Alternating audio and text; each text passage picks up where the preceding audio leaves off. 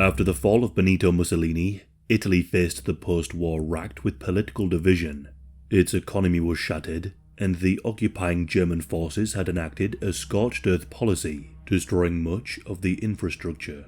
There were also fears that the communist partisans might take complete control over the country. For those who had committed crimes during the war, there was the question as to punishment and justice.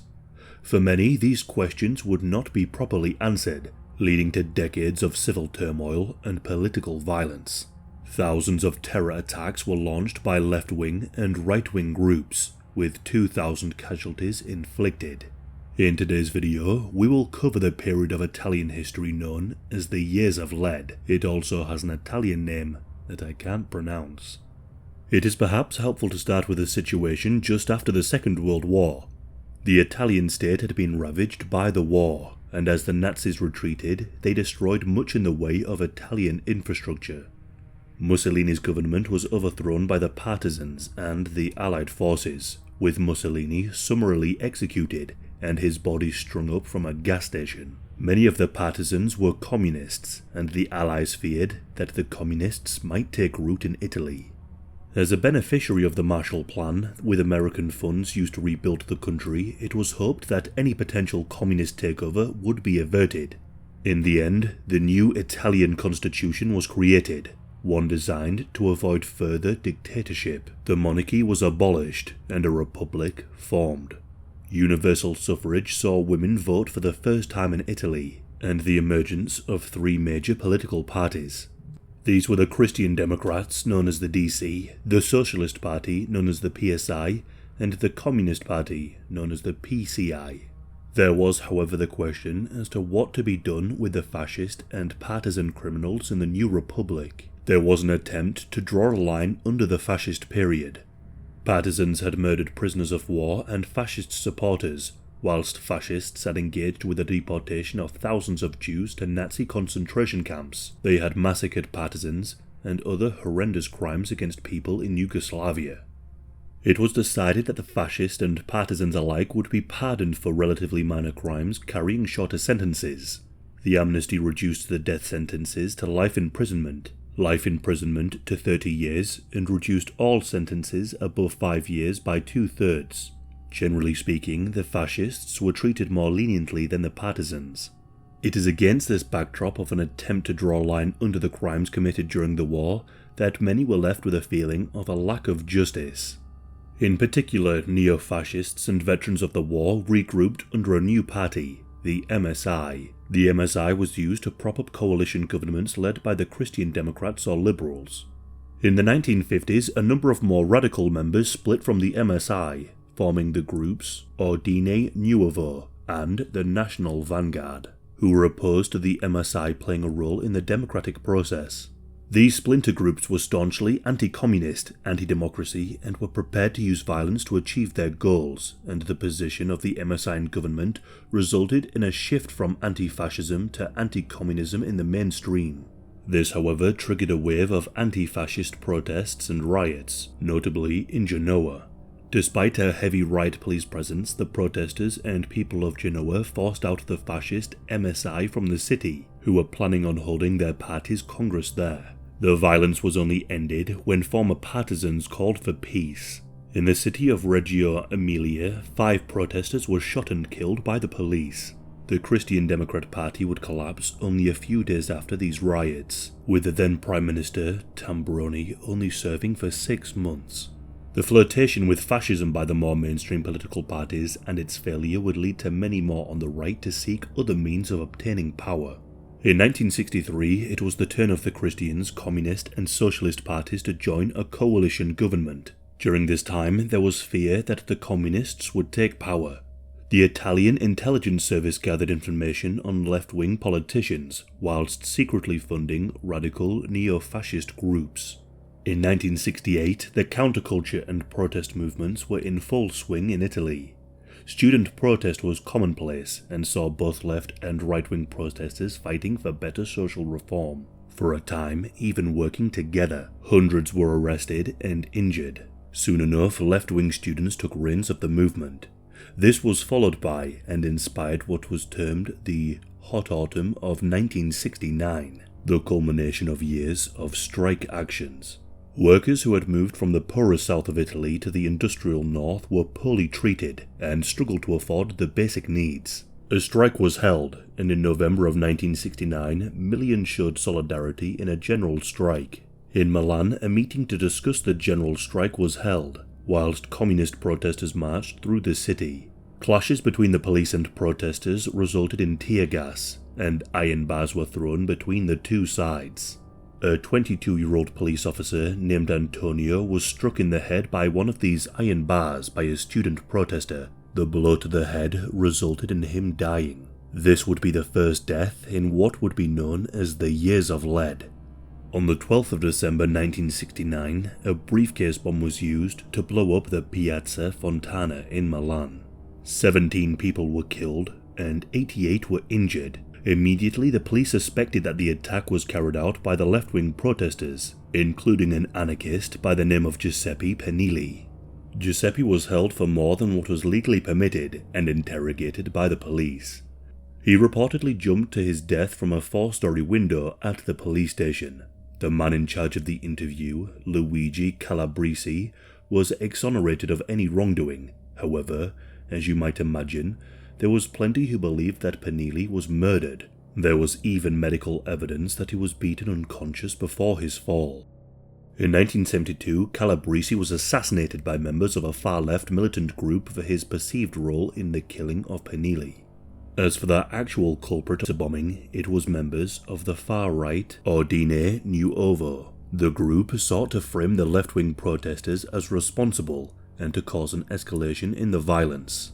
A general pattern would emerge with the different approaches taken by the far-right and the far-left radicals. The right would carry out terror bombings, often indiscriminately killing civilians, while the left would carry out kidnappings and assassinations of members of the establishment, such as the police, judges, and politicians. It was shortly after the bombings that a new left-wing organization formed that would be responsible for much of the violence. In August of 1970, the Red Brigades was founded by a married couple. The founders had split from a student communist group, believing that a more militant action was required. In November of 1970, the group announced its existence with a series of firebombings of warehouses and factories in Milan. As well as seeking to emulate the partisans in their anti-fascist actions, the Red Brigade sought to cripple the capitalists and those deemed anti-working class. One of their notable acts of violence was a raid on the headquarters of the MSI, where 2 of the MSI members were killed. Other left-wing groups operated too, such as the Workers' Power Group. It was infamous in its arson attack of the home of an MSI member, resulting in the deaths of 2 of his 22 and 8-year-old sons. As for the right wing, the likes of Ordine Nuovo sought to enact what was termed the strategy of tension. The goal was to bring Italy back on track and quash any potential left-wing or communist takeover. Part of this strategy involved collaboration with the Italian police and state in the carrying out of terror bombings.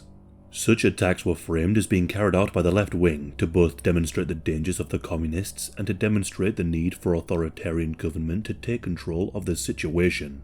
One example of such an attack can be seen in the Petiano bombing. An Ordine Nuovo car bomb was left on a road and called into the police, reporting a suspicious car. When members of the police arrived and opened the hood, the bomb detonated, killing 3 and injuring 2.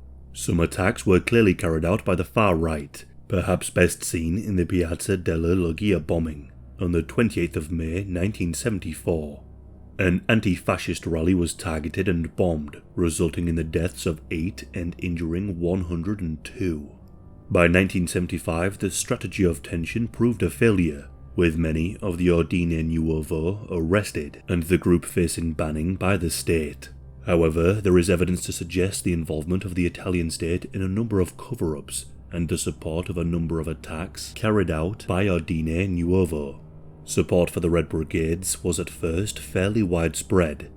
The group limited their attacks to the capitalist class and did not engage in indiscriminate killings. By targeting those the left-wing protesters were fighting, many accepted the violence and kidnappings as a means to achieve their goals.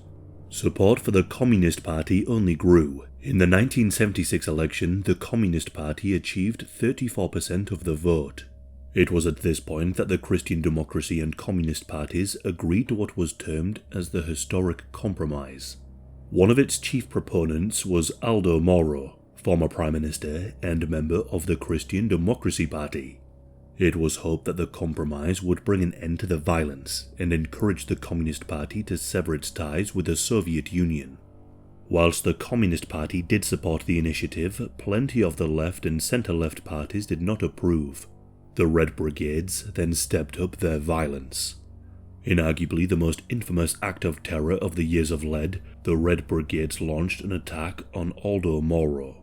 Now led by Mario Moretti, the Red Brigade launched an ambush on the 16th of March 1978. Cars carrying Moro and his 5 bodyguards were blocked into a narrow street. The bodyguards were gunned down and Moro was kidnapped. Photos of Moro were released by the Red Brigades, whilst Moro sent letters to the Pope and to his family. The Red Brigades demanded the release of left-wing prisoners in exchange for the release of Moro.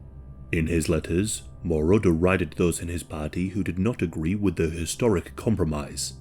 Negotiations did not proceed well, with the state unwilling to legitimize the kidnapping of a former prime minister as a way for the extremists to achieve their goals.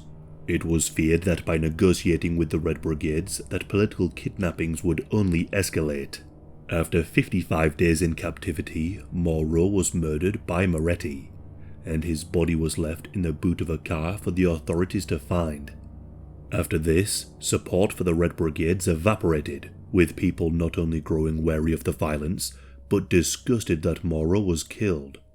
Moro had been the proponent not only for the compromise, but much in the way of social reform. The year after, in 1979, saw the highest number of attacks, some 2,500 in total that year, and the peak of the left-wing violence. There were multiple assassinations carried out by the Red Brigades and a number of smaller left-wing groups. Right-wing violence increased too, with one of the deadliest attacks carried out by the Armed Revolutionary Nuclei Group. Over a 4-year period, they murdered 100 people. The largest of their attacks was the bombing of Bologna train station. 80 people were killed and over 200 were injured in a time bomb attack. It was later discovered that the group had managed to hide weapons in the basement of a government building. Whilst assassinations and attacks continued through the 1980s, it was on a downward trend. In 1981, Moretti was arrested, and throughout the 1980s, a number of extremist groups were shut down. Either their members were arrested or killed, or they lost their support. However, it would not be until the 16th of April 1988 that the last murder of the Years of Lead took place, that being the assassination of Senator Roberto Ruffilli. In October, what remained of the Red Brigades declared that their war against the Italian state was over. Over the 20 years, some 428 people were murdered. Around 2,000 people were injured by the violence, either physically or psychologically harmed. Around 47% of the deaths can be attributed to left-wing radicals, and 53% to the right-wing. Thousands of left-wing radicals were arrested, but hundreds fled the country, some taking refuge in France. France would offer those who renounced their violent past sanctuary and deny any extradition request from Italy. Hundreds of right-wing radicals were arrested, with some fleeing to Brazil to seek sanctuary. By 1991, the Communist Party dissolved, followed by the MSI, which dissolved in 1995, both losing appeal in favour of more moderate parties. There are some interesting statistics as to the backgrounds of those who committed crimes on behalf of their right-wing or left-wing political ideologies.